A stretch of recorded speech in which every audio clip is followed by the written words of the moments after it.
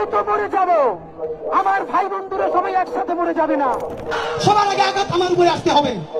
সবাই নামাই আমি পালাবো, সেই ছিল উসমান হাদি না। তাদেরকে গুলি করার আগ পর্যন্ত কোনো কিছুটা আমাদের গায়ে লাগে না। যতক্ষণ না পর্যন্ত বুকে বা মাথায় গুলি চলবে ততক্ষণ পর্যন্ত আমরা কোনো স্ট্রাগল মনে করি না। এই উসমান হাদি এবং তার ভাই বোনেরা আল্লাহ ছাড়া এই জমিনের নিচে আর কাউকে ভয় পায় না। সবাই যখন মৃত্যুটাকে ভীষণ ভয় পায়, আমি তখন হাসতে হাসতে আল্লাহর কাছে ভীষণ সন্তুষ্টি নিয়ে পৌঁছতে চাই যে আমি একটা ন্যূনতম ওই জীবনটা লিড করতে পারলাম, যে আমি একটা ইনসাফের হাসি নিয়ে আমি আমার আল্লাহর কাছে পৌঁছতে চাই। আমরা যদি শহীদ হয়ে যাই, আমাদের সন্তানেরা লড়বে, তার সন্তানেরা লড়বে। কিয়ামত পর্যন্ত বাংলাদেশ নামক জমিন যতদিন বেঁচে থাকবে ততদিন পর্যন্ত আজাদির সন্তানেরা লড়াই করবেই করবে।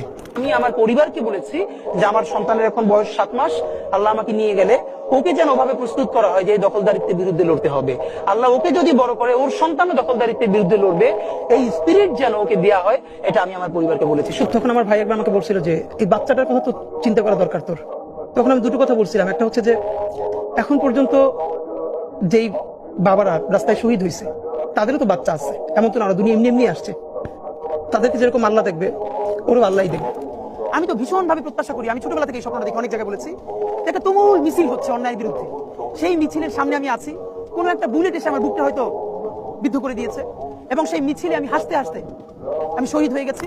ভাইয়া, আল্লাহ যদি আমাকে নিয়ে যায়, আমার বাচ্চাটার দিকে একটু খেয়াল রেখে।